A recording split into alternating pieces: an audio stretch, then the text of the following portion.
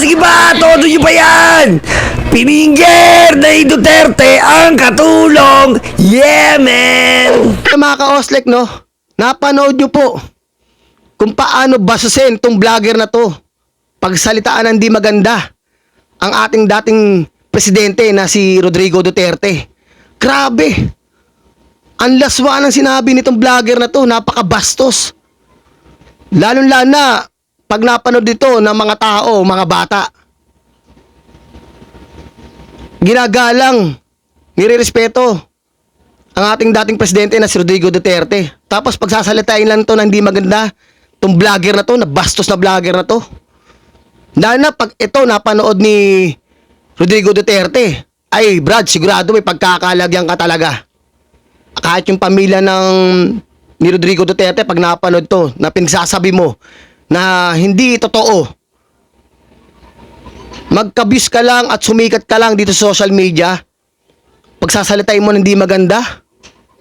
Grabe, yung pagsasabi mo ng ganyan, hindi ko kaya yan. Kumita ka lang sa social media, pagsalitaan mo at ng hindi maganda ang ating presidente. Nako Brad, sinasabi ko sa'yo, eto, panoorin nyo po ito tuloy-tuloy natin mga ka-Oslek. Sige ba? Todo nyo ba yan? Piningger ni Duterte ang katulong. Yeah, man! Alam niyo mga basher, focus lang kayo kay Duterte. Tingnan niyo paano niya pinggirin yung katulong. Ha? Focus kayo doon. Ha? Paturo kayo, tay. Paano ba mamingger ng katulong? Wet talaga?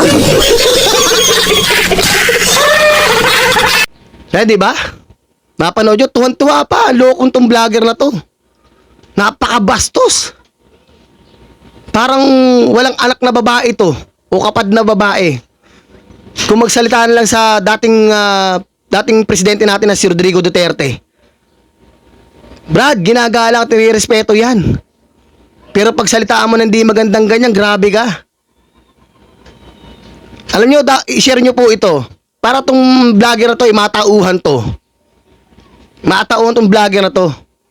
At ito, pag napanood mismo ng ating dating presidente na si Rodrigo Duterte, ewan ko lang, may pagkakalagyan talaga tong vlogger na to. Nako, hindi mo Brad? Ang ating nirespetong dating presidente, kung sa pagsalitain mo ng ganyan, na hindi maganda, binabastos mo. Antindi mo. Ewan lang, nako, ewan lang sa'yo talaga pag ito napansin talaga at napanood mismo ng pamilya ni Rodrigo Duterte at lalo na ang ating dating presidente na si Rodrigo Duterte. Pag napanood ito, Brad, may pagkakalagyan ka rito. Antindi ng sinabi mong yan. Ang tapang mo Ang tapang mo.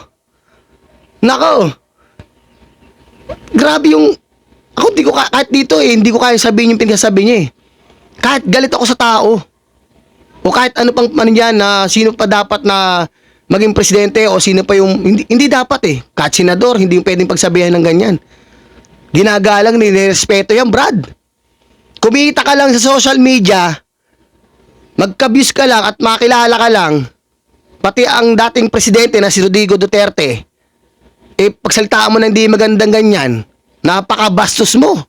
Wala ka bang kapatid na babae o wala ka bang anak na babae?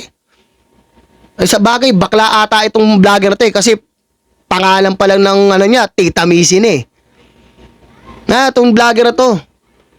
I-share nyo to para matauhan tong vlogger na to. At lalo na pag napansin to ni dating ating presidente na si Rodrigo Duterte, ewan ko lang talaga. Tawa ka ngayon Brad, tawa ka ngayon. Pero pag ito napansin, iiyak ka, tignan ko lang sa pambabastos mo sa dating Pangulo. Nako, matindi ka Brad, matindi ka. Matindi ka. Hindi ko kaya yung sinasabi mong ganyan. Pakishare to mga ka-Oslek, pakishare. Lalo na itong vlogger na to, napakabastong vlogger na to, dapat to, maisarado channel ito Ito dapat ang kinakasuhan. Ito dapat talaga ang kinukulong. Walang respeto. Kung BBM ka, ano mo lang yung gusto mo pero hindi dapat pagsalita hindi maganda ang dating presidente. Ako may respeto rin ako kay BBM. May respeto rin ako kay Duterte. Ikaw, Brad, porket na BBM ka pagsalita mo hindi maganda ang dating presidente. Mali yan, Brad. Mali. Napakabas ng bunganga mo. Dapat yan sa bunganga mo, sinasarado. Nako, pag napanood ng taga to, sinasabi ko may pagkakalagyan ka talaga. Pa-share mga kauslik, pa-share. Hanggang dito lang po tayo. Gusto ko lang mapansin tong kabasan tong vlogger na to Dapat maisarado bibig nito, pati channel nito. Pa-share mga kauslik, pa-share.